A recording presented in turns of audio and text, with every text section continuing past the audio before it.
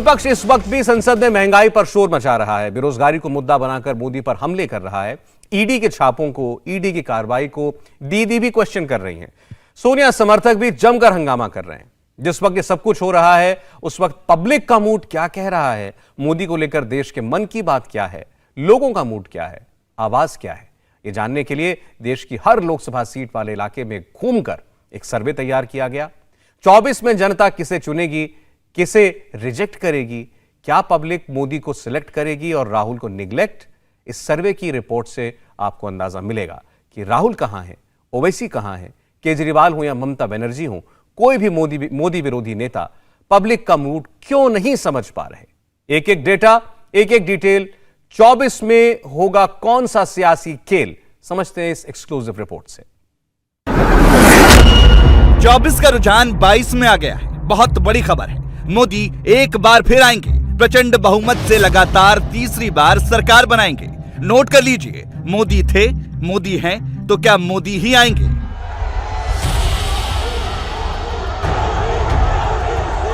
क्या यह मोदी की ऐसी सुनामी होगी जिसमें कोई नहीं टिक पाएगा?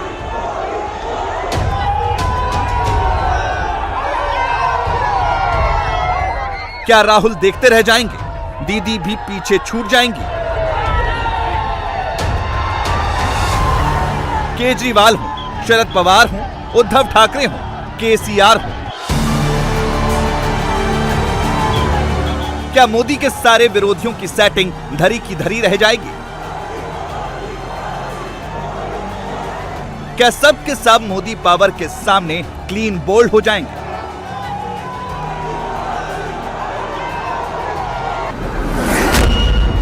अगर आज अभी इस वक्त चुनाव हुए तो 400 प्लस नहीं तो 300 से नीचे भी नहीं, मोदी का ग्राफ बढ़ेगा। 19 के मुकाबले 24 में परफॉर्मेंस पहले से ज्यादा बेहतर होगा। रुझान तो इसी तरफ इशारा कर रहे हैं।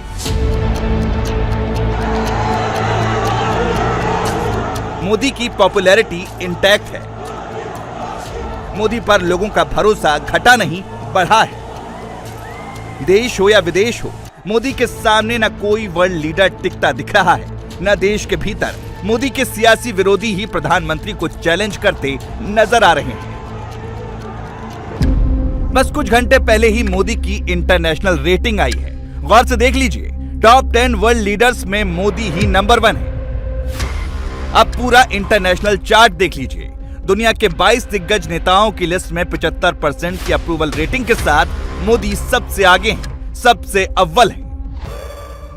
इंटरनेशनल ही नहीं, नेशनल लेवल पर मोदी ही रूल कर रहे हैं। देश को तोड़ने वाली ताकतों और उनके मास्टरमाइंड के बीच मोदी अकेले खड़े हैं, डटे हुए हैं। पिछले कुछ दिनों से मोदी के सारे सियासी विरोधी एकजुट हो गए हैं।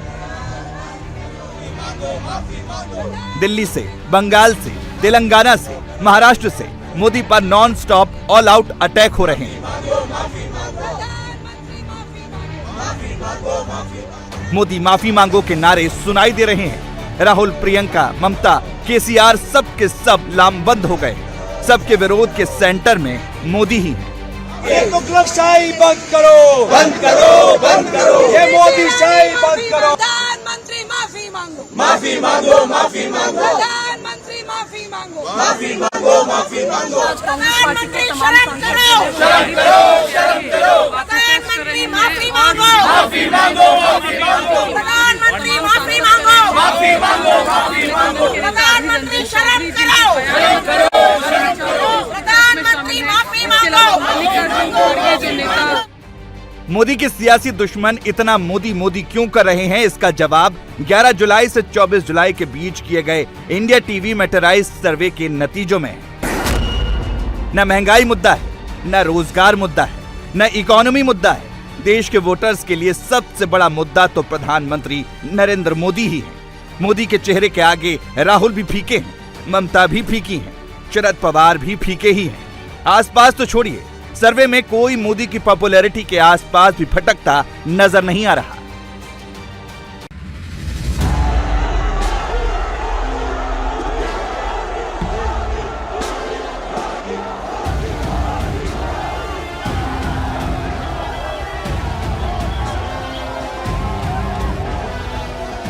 24 का रुझान क्या कहता है? बंगाल का मूड क्या कहता है? मोदी विरोधियों के गढ़ में मोदी का नंबर कितना बढ़ता दिख रहा है? पूरी डिटेल बस थोड़ी देर में आपको देंगे, मगर सबसे पहले बड़ा सवाल यह है कि आम जनमानस मोदी को लेकर इतना सॉफ्ट कॉर्नर क्यों रखता है? मोदी पर इतना भरोसा क्यों करता है?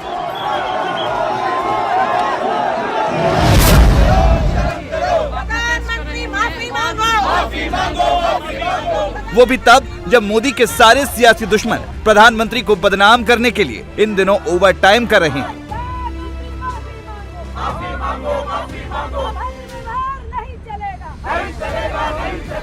ईडी पर बवाल, सोनिया गांधी से ईडी के सवाल पर बवाल, संसद के दोनों सदनों में उठापटक, तू मैं। दिन रात, सुबह शाम संसद से लेकर सड़क तक हंगामा।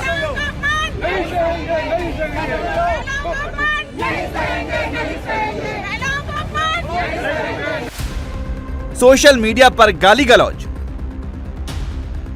मोदी माफी मांगो का शोर। एक बार या दो बार नहीं, बार बार हर बार वही मोदी विरोधी बोल। कुछ लेटेस्ट सैंपल देखिए। प्रधानमंत्री शर्म करो। प्रधानमंत्री माफी मांगो। प्रधानमंत्री माफी मांगो। प्रधानमंत्री शर्म करो। प्रधानमंत्री माफी मांगो। रानी शर्म करो। शर्म करो। प्रधानमंत्री माफी मांगो। रानी माफी मांगो। सोनिया जी का अपमान नहीं सहेंगे। भद्र बाबा शर्म करो। सोनिया गांधी जिंदाबाद।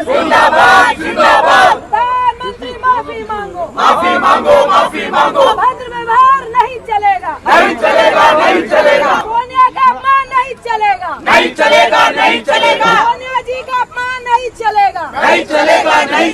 प्रधानमंत्री माफी मांगो। प्रधानमंत्री माफी मांगो। प्रधानमंत्री शर्म करो। प्रीति ईरानी शर्म करो। प्रीति ईरानी इस्तीफा दो। मोदी सरकार होशियार।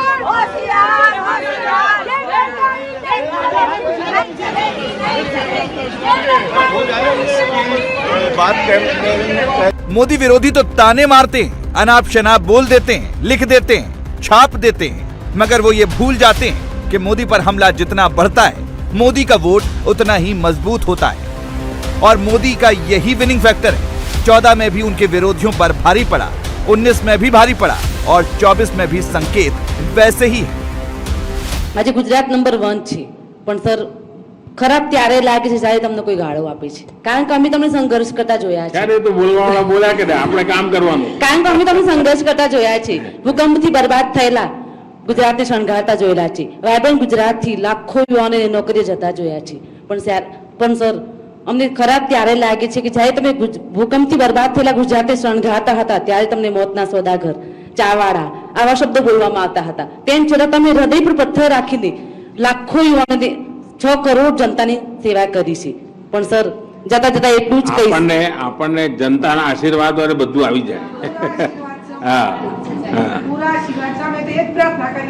બસ ગુજરાત તમારું હતું, તમારું છે અને હંમેશા તમારું। पब्लिक के बीच जाकर जब मोदी बात करते हैं तो पब्लिक कहती है कि हम आपके हैं, आप हमारे हैं। और जब पब्लिक से मोदी को लेकर राय पूछी जाती है, सवाल पूछे जाते हैं, तो पब्लिक मोदी को फुल मार्क्स देती है। इंडिया टीवी मेटेराइज सर्वे में बिल्कुल यही हुआ है। इस सर्वे के लिए हमारी टीम ने देश की 136 संसदीय सीटों पर 34,000 लोगों को सर्वे में शामिल किया, जिसमें करीब 20,000 पुरुष और 15,000 महिलाएं हैं। पब्लिक के सामने हमने मोदी से रिलेटेड कई सारे मुद्दे रखे और हर मुद्दे के नतीजे में मोदी का चेहरा ही टॉप पर रहा। प्रधानमंत्री की लीडरशिप पर ही लोगों ने भरोसा दिखाया।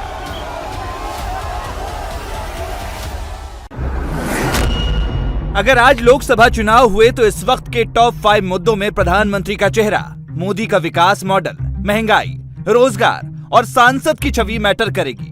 सर्वे में लोगों के आंसर से साफ है, महंगाई, रोजगार सब पीछे छूट गए। मोदी के चेहरे और मोदी के विकास मॉडल के साथ करीब 45% लोग जाते दिख रहे हैं। नरेंद्र मोदी इतने पॉपुलर क्यों हैं? इसके जवाब में 32% ने कहा सही लोगों तक योजनाओं का लाभ पहुंचा। 13% ने मोदी की ईमानदारी पर भरोसा जताया। 15% ने माना मोदी ने देश की सेना को मजबूत बनाया। 26% हिंदुत्व के मुद्दे पर मोदी के साथ हैं। मोदी सरकार के अब तक के परफॉर्मेंस को 43% लोगों ने थम्स अप दिया। 20% असंतुष्ट नजर आए। 28% के मुताबिक सुधार की जरूरत है। 9% ने अपनी राय नहीं दी। इकोनॉमी पर 41% लोगों ने मोदी सरकार के काम को फुल मार्क्स दिए। यानी एक तरफ देश के प्रधानमंत्री मोदी हैं, जो हर पैमाने पर जनता जनार्दन के भरोसे पर खरे उतर रहे हैं। दूसरी ओर उनके विरोधी हैं, जो दिन रात सियासी रोटियां सेक रहे हैं। विरोधी धर्म के नाम पर मोदी विरोध की राजनीति कर रहे हैं। रुपया डॉलर से लड़ रहा है, इस पर मोदी को घेरा जा रहा है। अग्निवीर जैसी योजनाओं के बहाने मोदी पर अटैक किया जा रहा है। सारा देश बीजेपी सरकार की, मोदी सरकार की गलत नीतियों के कारण महंगाई से पहले ही बहुत पीड़ित और दुखी था। आदमी का जीना मुश्किल हो गया था। आज घुसे नहीं बैल में निलंबित कर दिए गए, और इतनी बड़ी तादाद में। ये आज नहीं तो कल चले ही जाएंगे।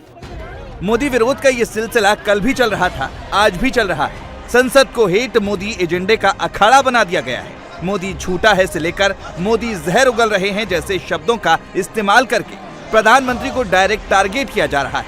उनके विरोधियों को माइलेज दिया जा रहा है। भारतीय झूठा पार्टी है, उनको दिन रात झूठ बोलना है। आप लोग तो उस विचारधारा से हैं जिस विचारधारा ने गांधी जी की हत्या की थी। आप हमें मत सिखाइए। और मैं सिर्फ एक बात कहना चाहता हूं, जो आटा चोरी की है, जो चावल चोरी की है, जो बच्चों का दूध चोरी किया है, उस पर जवाब देना पड़ेगा। ये ड्रामेबाजी और नकली बातें करके काम चलने वाला नहीं है।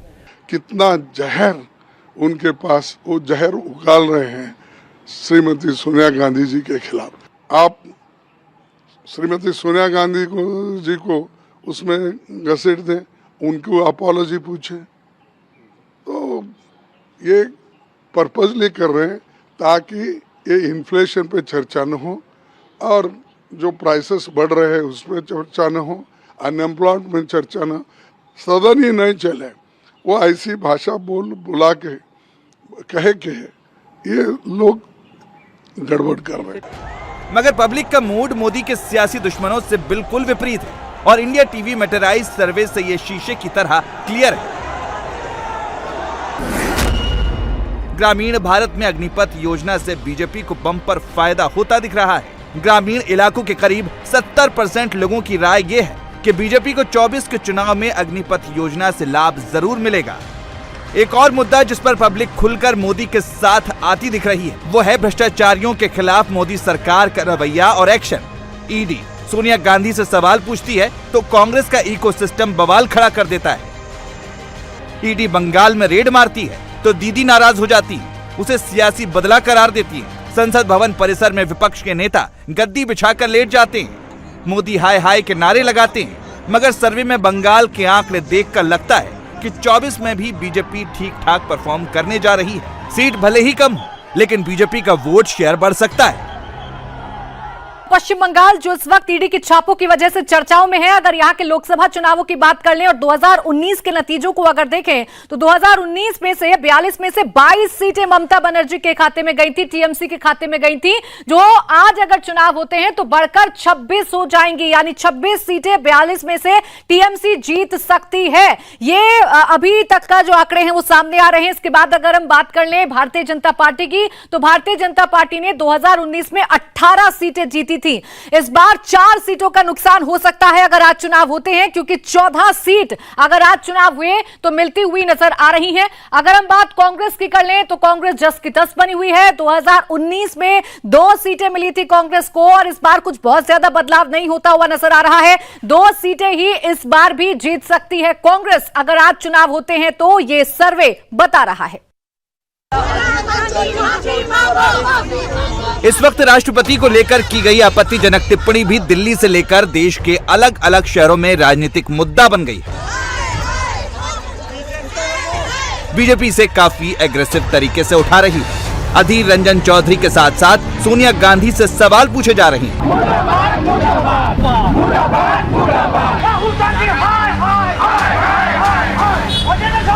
कांग्रेस का इकोसिस्टम राष्ट्रपति के अपमान पर चुप्पी साधे बैठा है, मगर स्मृति ईरानी ने सोनिया गांधी से सवाल पूछ लिए तो कांग्रेस के नेताओं ने उल्टे एक महिला के बारे में ही अनाप शनाप लिखना शुरू कर दिया। कल तक स्मृति ईरानी माफी मांगो का शोर था और आज डिग्री चोर से लेकर बार वाली तक एक से बढ़कर एक घटिया स्क्रिप्ट लिखी जा रही है। शालीनता की सारी सीमाएं लांघ दी गई। गांधी फैमिली को ही प्रमोट किया गया, शब्दों में 24 का विनर डिक्लेयर कर दिया गया और मोदी पर फिर हमला किया गया है। इसको किसने मिनिस्टर बना दिया जिसको महिला का सम्मान करने नहीं आता? जिस तरह से मैडम सोनिया गांधी जी के साथ, जो सबसे वरिष्ठ महिला है, अभी पोस्ट कोविड से उठी है, उंगली दिखा दिखा के बोलना, ये कौन सा पार्लियामेंटेरियन एक व्यवहार है? क्या स्मृति ईरानी से मोदी साहब इस्तीफा लेंगे?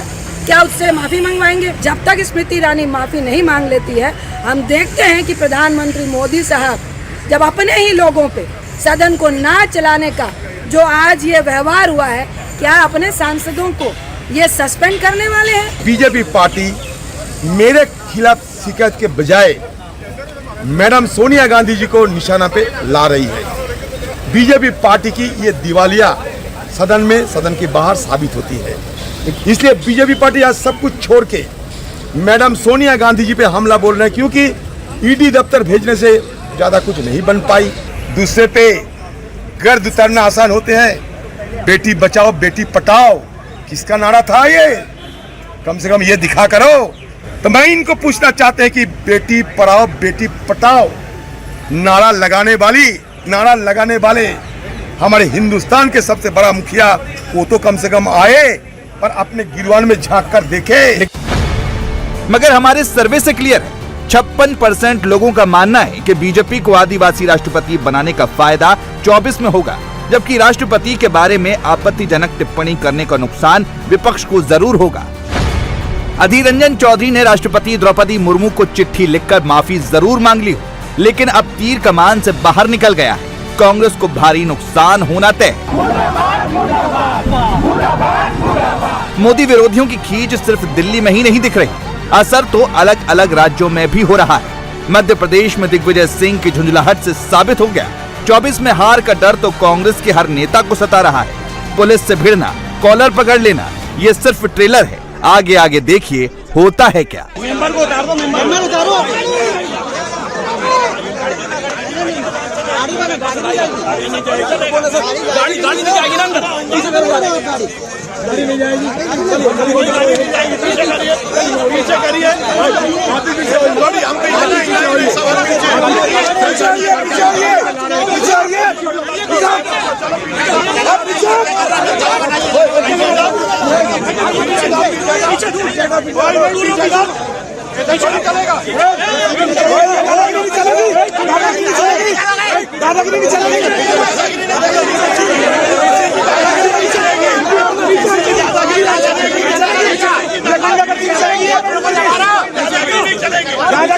बीजेपी की गुंडागर्दी नहीं चलेगी, बिल्कुल भी प्यारीबाजी कर रहे हो। कोई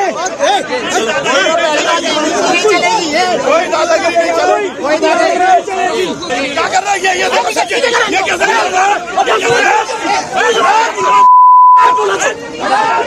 उनकी बौखलाहट ये बताती है कि अब वो अस्तित्व के लिए परेशान है, और इसलिए मैंने आश्चर्यचकित रह गया कि पूर्व मुख्यमंत्री कलेक्ट्रेट के गेट पे खड़े होकर हिला रहे हैं। हाँ, दिग्विजय सिंह जी, वोटर ना निकल जाए, वोटर मत जाने दो, हल्ला करो, चिल्लाओ। अरे लोकतंत्र में भाई हार हो या जीत हो, शालीनता से स्वीकार करनी पड़ती है। लेकिन पता नहीं किस मानसिकता में पहुंच गए हैं कांग्रेस के मित्र। 15 महीने की सरकार चलाई थी कमलनाथ जी ने, इस बार दिखे नहीं, क्या असर नहीं पड़ा क्या उनकी बातों का? ऐसा वो देख लेते हैं कि होने क्या वाला है। मुझे पता नहीं आज वो कहाँ हैं, कम से कम यहाँ तो कहीं दिखाई नहीं दिए। जहां हार रहे होते हैं वहां दिग्विजय जी को आगे कर देते हैं।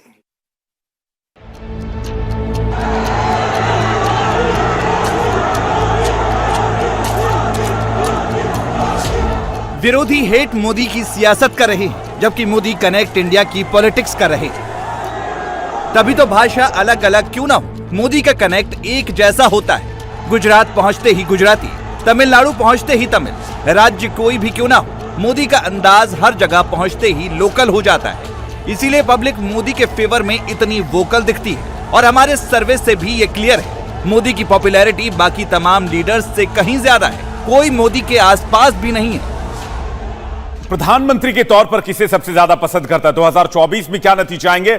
48% प्रधानमंत्री नरेंद्र मोदी को प्रधानमंत्री देखना चाहते हैं। 48% लोगों ने इस फेवर में वोट किया है। यह तस्वीर आपके सामने, मेट्राइज और इंडिया टीवी का सर्वे आपके सामने। इसी तरह राहुल गांधी अगर पीएम पद के लिए पसंद है तो 11% लोगों के लिए वो पीएम पद की पसंद है। यानी दूर दूर तक प्रधानमंत्री के करीब कोई नजर नहीं आता। 48% के बाद सीधे 11% पर राहुल गांधी आते हैं। मार्जिन बहुत ज्यादा है। इसी तरह ममता बनर्जी की बात करें, ममता बनर्जी को 8% लोग पीएम के तौर पर देखना चाहते हैं। ठीक इसी तरह अगर हम सोनिया गांधी की बात करें तो सोनिया गांधी को 7% लोग प्रधानमंत्री के तौर पर देखना चाहते हैं, पीएम पद पर देखना चाहते हैं। पीएम के लिए 7% लोगों की पसंद है। मायावती को 6% लोग प्रधानमंत्री पद पर देखना चाहते हैं, पीएम पद के लिए वो 6% लोगों की पसंद है। शरद पवार को भी 6% लोग प्रधानमंत्री के पद पर देखना चाहते हैं। वो जानते हैं कि शरद पवार एक बेहतर उम्मीदवार हो सकते हैं। अरविंद केजरीवाल के साथ 5% लोग हैं जो चाहते हैं कि प्रधानमंत्री पद पर अरविंद केजरीवाल बैठे तो बेहतर हो सकता है। तो ये तमाम वो नाम। इसी तरह नीतीश कुमार की अगर बात करें तो महज 4% लोग ये चाहते हैं कि प्रधानमंत्री के पद पर नीतीश कुमार को होना चाहिए अगर आज वोट डाले जाते हैं तो। अगर चंद्रशेखर राव की बात करें तो 3% लोग चाहते हैं कि चंद्रशेखर राव पीएम पद के दावेदार हैं। प्रियंका गांधी का नाम इसके बाद आता है। 2% लोग प्रियंका गांधी के फेवर में जाते हैं, वो चाहते हैं कि प्रधानमंत्री पद के लिए वो दावेदार हो सकती हैं। ये तमाम नाम, लेकिन सबसे ऊपर प्रधानमंत्री मोदी का नाम 48% लोगों के पहली पसंद के साथ प्रधानमंत्री नरेंद्र मोदी सबसे ऊपर। यानी 24 का रुझान कंफर्म कर रहा है 48% के साथ प्रधानमंत्री की चॉइस के लिए नरेंद्र मोदी ही नंबर 1 लीडर है। राहुल 11% पर हैं तो ममता से लेकर केसीआर तक सब के सब सिंगल डिजिट में हैं। और फाइनल टैली में भी मोदी की पॉपुलैरिटी का असर दिख रहा है। 19 में एनडीए 348 सीटों के मुकाबले 24 में अपने नंबर्स बढ़ा सकती है। और बड़ी खबर यह है कि अगर आज चुनाव हो गए तो एनडीए बड़ी आसानी से 362 सीटों का टारगेट अचीव कर सकती है। अगर आज लोकसभा चुनाव होते हैं तो सीट किस तरीके से रहेंगी, आइए जल्दी से आपको बता देते हैं। एनडीए 362 सीट जीत सकती है। 543 सीटों में से यूपी की अगर बात करें तो 97 सीटों पर यूपी अपना कब्जा जमा सकती है। अन्य के खाते में 84 सीट जाती हुई नजर आ रही हैं। तो आज अगर चुनाव होते हैं तो बीजेपी पिछली बार से भी ज्यादा सीटें लेकर आएगी। 362 सीटें एनडीए के खाते में जा सकती हैं, जबकि यूपीए की अगर हम बात कर लें तो कुल 97 सीटें यूपीए के खाते में जा रही हैं। अन्य की अगर हम बात करें तो कुल 84 सीटें अन्य के खाते में जा रही हैं। तो इस वक्त की बड़ी खबर यही है, फाइनल आंकड़ा आ गया है। 362 सीटें भारतीय जनता पार्टी यानी कि एनडीए के खाते में जा सकती हैं। और उत्तर प्रदेश में योगी का स्ट्राइक रेट 95% का है। यह सर्वे से भी साफ हो गया है। उत्तर प्रदेश को योगी आदित्यनाथ पर भरोसा है और इस विश्वास के पीछे सबसे बड़ी वजह योगी मॉडल है, जिसकी उत्तर से लेकर दक्षिण तक में डिमांड हो रही है। पिछले 24 घंटे में दक्षिण भारत के 2 बड़े राज्यों में योगी मॉडल सबसे ज्यादा सर्च किया गया। इसमें कर्नाटक टॉप पर है, जहां पर योगी आदित्यनाथ के नाम की सबसे ज्यादा चर्चा हो रही है। प्रवीण की हत्या के बाद से एक ही आवाज गूंज रही है, कर्नाटक मांगे योगी मॉडल।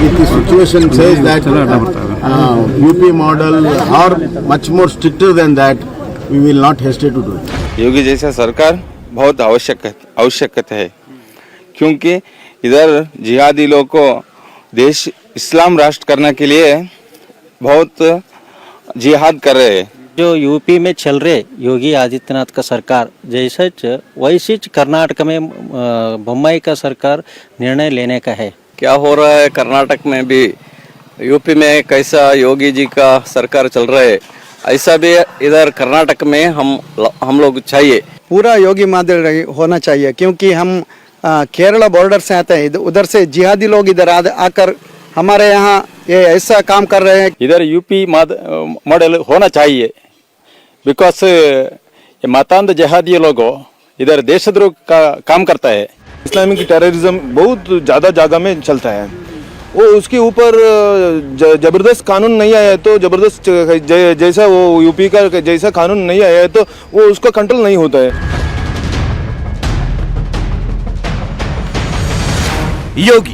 योगी आदित्यनाथ, योगी मॉडल, बुलडोजर, ये यूपी की आवाज नहीं है, ये कर्नाटक की डिमांड है। ये कर्नाटक के लोग हैं जो सुरक्षा के लिए योगी मॉडल मांग रहे हैं। जेसीबी और बुलडोजर, इनका उपचार तो एक ही है, एक कानून का राज।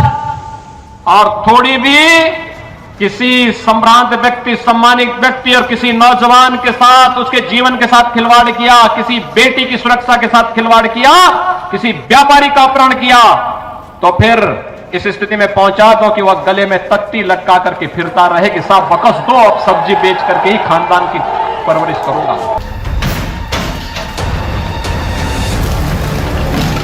यूपी में जब किसी मोहल्ले से बुलडोजर गुजरता है तो बाहुबली क्रिमिनल का दिल धक धक करने लगता है। जो अपराधी होते हैं उनको अपनी सारी क्राइम फाइल दिखने लगती है, और जो क्राइम करने की सोच भी रहे होते हैं तो उनको अपना भविष्य नजर आने लगता है। ये योगी का यूपी है।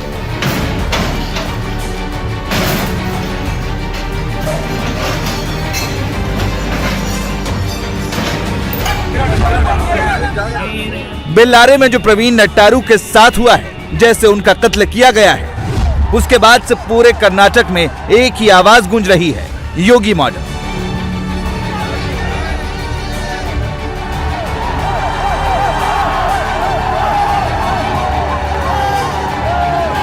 कर्नाटक के मुख्यमंत्री तक कह चुके हैं, जरूरत पड़ी तो यूपी मॉडल लागू किया जाएगा। We have already done what to be done. We will not divulge everything.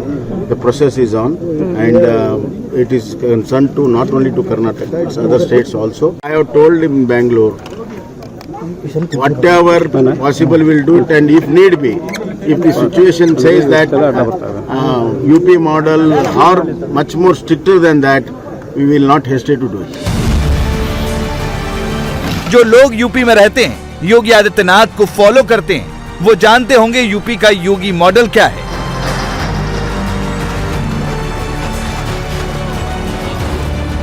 कैसे पिछले 5 साल में इसने यूपी की तकदीर बदल दी और 2024 में भी तस्वीर बदलने को तैयार है।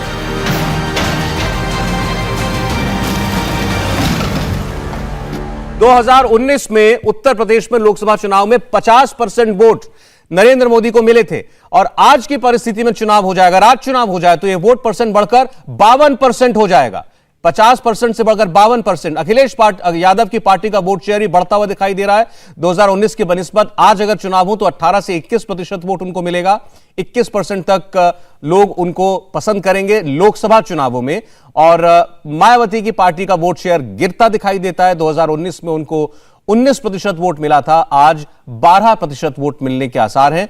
और राहुल गांधी की पार्टी को 6% वोट 2019 में मिले थे, और आज के हालात में चुनाव हो तो भी उनको 6% वोट ही मिलता दिखता है। तो वोट शेयर की तस्वीर आपने देखी, लेकिन वोट शेयर के बाद अगर सीटों की बात करें तो सीटों में उत्तर प्रदेश में 80 सीटें आती हैं, और कहते हैं उत्तर प्रदेश में जिसका बोलबाला होता है केंद्र में उसी की सरकार बनती है। प्रधानमंत्री नरेंद्र मोदी अगर आज चुनाव में जाते हैं तो 76 सीटें बीजेपी को मिलेंगी, प्रधानमंत्री मोदी को मिलेंगी। मोदी का संसदीय क्षेत्र भी यूपी से आता है, जबकि अखिलेश यादव की पार्टी समाजवादी पार्टी महज 2 सीटों पर सिमट कर रह जाएगी। इसी तरह कांग्रेस की बात करें तो कांग्रेस के खाते में भी 2 सीटें आ सकती हैं उत्तर प्रदेश से। तो यह पूरा टैली आपके सामने 80 सीटों का, 76 सीटों के साथ सबसे बड़ी पार्टी बीजेपी, प्रधानमंत्री मोदी के साथ अखिलेश यादव को 2 और कांग्रेस पार्टी राहुल गांधी को 2 सीटें मिल सकती हैं। तो उत्तर प्रदेश सबसे बड़ा राज्य है लोकसभा सीटों के लिहाज से। 2019 की अगर बात करें तो बीजेपी को 64 सीटें मिली थी, 76 सीटें मिल सकती हैं अगर आज चुनाव होते हैं तो। अखिलेश यादव की अगर बात करें तो लगातार नुकसान उनको हो रहा है। 5 मिली थी 2019 में, आज चुनाव होते हैं तो 2 सीटों पर कुल सिमट जाएंगे अखिलेश यादव। इसके अलावा अगर हम बात कर लें बीएसपी सुप्रीमो मायावती की, तो 10 सीटें उन्होंने जीती थी लोकसभा चुनाव में 2019 में, इस बार खाता भी नहीं खोल पाएंगी। कांग्रेस का भी कमोवेश कुछ ऐसा ही हाल है, 1 सीट जीती थी, इस बार 1 सीट की बढ़ोतरी हो रही है, लेकिन फिर भी सिर्फ 2 सीट ही कांग्रेस जीत पाएगी अगर आज चुनाव होते हैं तो। ऐसा नहीं है योगी मॉडल की डिमांड भारत के अलग अलग राज्यों में हो रही है, बल्कि विदेशों में भी योगी मॉडल को अपनाया जा रहा है और इसका असर भी दमदार नजर आ रहा है। लखनऊ से 4500 किलोमीटर दूर इजराइल में भी अपराधियों पर बुलडोजर से कार्रवाई होने लगी है। इजराइल का योगी मॉडल आजमाना सोशल मीडिया में वायरल हो गया है। सोशल मीडिया में योगी ट्रेंड कर रहे हैं।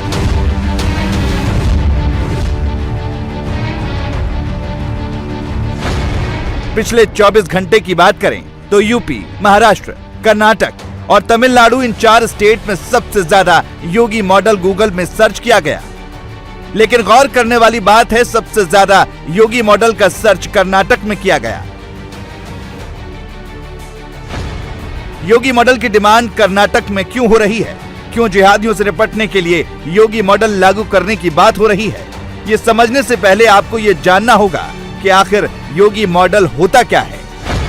दंगों को लेकर जीरो टॉलरेंस पॉलिसी, प्रदेश का माहौल खराब करने पर यूएपीए और एनएसए, उपद्रवियों की अवैध प्रॉपर्टी पर बुलडोजर एक्शन, माफियाओं के अवैध निर्माण पर कार्रवाई, वांटेड अपराधियों का एनकाउंटर, हिंदू मुस्लिम विवाद करने वालों पर तत्काल एक्शन, सार्वजनिक स्थल पर धार्मिक कार्यक्रम मना, मस्जिद मंदिर के लाउडस्पीकर की आवाज कम करना, लव जिहाद के खिलाफ सख्त कानून, जबरन धर्मांतरण कराने वालों पर सख्त एक्शन।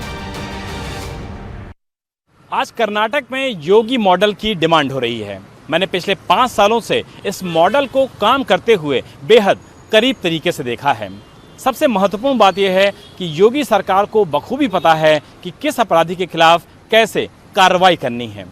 उदाहरण के तौर पर किस अपराधी के खिलाफ ध्वस्तीकरण की कार्रवाई करनी है, किस अपराधी की संपत्ति को जब्त करना है। ये सारी चीज़ें सरकार बखूबी अंजाम देती है, क्योंकि सरकार का मैसेज बेहद साफ और क्लियर है। अगर अपराधी कोई भी अपराध की घटना उत्तर प्रदेश में करेगा तो उसके खिलाफ इस तरीके की कार्रवाई की जाएगी जो बाकी अपराधियों के लिए एक नजीर बन सके। योगी आदित्यनाथ की खासियत जो पहले एक्शन लेते हैं फिर बयान देते हैं। देश में बड़ी आबादी यूपी में रहती है। ऐसा भी वक्त था जब यूपी क्राइम रेट में बहुत आगे था। यूपी के गांव-गांव से आतंकी भी पकड़े गए थे, लेकिन योगी सरकार ने यूपी को बदल दिया। योगी आदित्यनाथ के पहले कार्यकाल में करीब 2145 करोड़ के अवैध संपत्ति पर या बुलडोजर चला या जब्त की गई। पहले कार्यकाल के दौरान 159 अपराधियों की एनकाउंटर में मौत हुई। 25 गैंग के करीब 638 गुर्गों के खिलाफ कार्रवाई हुई। ऐसा नहीं है योगी सरकार 2.0 में अपराधियों पर रहम किया गया, बल्कि इस बार पहले से ज्यादा सख्त एक्शन लिया गया। दोबारा सरकार बनने के 4 महीने में अब तक 62 माफियाओं के खिलाफ क्या कार्रवाई हुई, उसको आंकड़ों से समझिए। 62 गैंग के 229 गुर्गों पर कार्रवाई की गई। 2 अपराधियों के एनकाउंटर में मौत हुई। 34 लोगों पर गुंडा एक्ट के तहत कार्रवाई की गई। 34 पर गैंगस्टर एक्ट के तहत एक्शन लिया गया। 5 दोषियों पर एनएसए लगा। 34 लोगों की हिस्ट्री शीट खोली गई। यूपी में एक बात हर कोई जानता है, जो नहीं मानते थे वो भी अब लाइन पर आ गए हैं। यूपी में रहना है तो कानून का पालन करना होगा, चाहे वो बाहुबली हो, अफसर या फिर नेता। कानून के बुलडोजर से कोई नहीं बचेगा।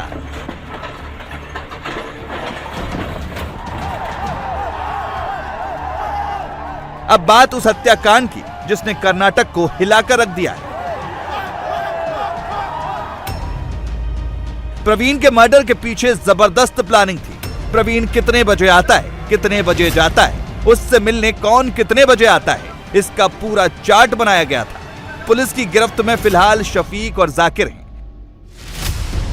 शफीक और जाकिर ने बताया कि हत्या में 6 लोग शामिल थे। हत्या में इस्तेमाल बाइक को केरल से मंगवाया था। पुलिस को शक है कि हत्या की पूरी प्लानिंग शफीक नहीं की, क्योंकि शफीक प्रवीण को पहले से जानता था। उसका पिता प्रवीण की दुकान पर 3 महीने काम कर चुका है। प्रवीण हत्या मामले की जांच कर रही पुलिस ने शकीफ और जाकिर को गिरफ्तार कर लिया है। अब पुलिस को 4 और लोगों की तलाश है। शकीफ और जाकिर ने पुलिस पूछताछ में इस बात की जानकारी दी है कि इस घटना को कुल 6 लोगों ने अंजाम दिया। इसीलिए अब उन 4 लोगों की तलाश में पुलिस अलग अलग टीम्स बनाकर पड़ताल कर रही है। दूसरी तरफ राज्य के मुख्यमंत्री बसवराज बोम्मई ने इस पूरे मामले की जांच को एनआईए से करने की सिफारिश करने का ऐलान कर दिया है। आज कांग्रेस नेता अधीर रंजन चौधरी ने अपने अपमानजनक बयान पर माफी मांगी है। अधीर रंजन चौधरी ने लेटर में राष्ट्रपति के खिलाफ अभद्र टिप्पणी करने के मामले में राष्ट्रपति को माफीनामा भेजा है। अधीर रंजन ने लिखा कि मैंने गलती से ऐसे शब्द का इस्तेमाल किया था, यह सिर्फ स्लिप ऑफ टंग था। लेटर जारी करने के बाद अधीर रंजन चौधरी ने एक बड़ा डर जाहिर किया है। अधीर रंजन चौधरी ने कहा, बीजेपी मुझे टेररिस्ट घोषित कर सकती है, यूएपीए की धारा भी लगा सकती है। अधीर रंजन चौधरी ने कहा, बीजेपी घटिया स्तर की राजनीति कर रही है, लेकिन वो हर हालात के लिए तैयार हैं। क्या चाहते हैं बीजेपी पार्टी पता नहीं, लेकिन मैं किसी से डरता नहीं। मैं किसी से बिल्कुल डरता नहीं हूं। सर ये सारे छेछरेपन में मुझे कोई परवाह नहीं है। ये सिर्फ एक छेछरेपन है बीजेपी पार्टी की। सोच रहे हैं कब तक ये टेररिस्ट बना दे और ऊपा में मुझे गिरफ्तार कर ले। इसके लिए मेरा इंतजार रहेगा, क्योंकि धीरे धीरे उस तरह भी बढ़ रहे हैं। अगले दिन आएगा कि ये टेररिस्ट है, इंटरनेशनल है, ऊपा में इसको गिरफ्तार किया जाए। तो मैं सब कुछ के लिए तैयार है, बिल्कुल तैयार है। इंडिया टीवी हर वक्त हर जगह डाउनलोड करने के लिए सर्च करें India TV news Google play store या ऐप स्टोर पर।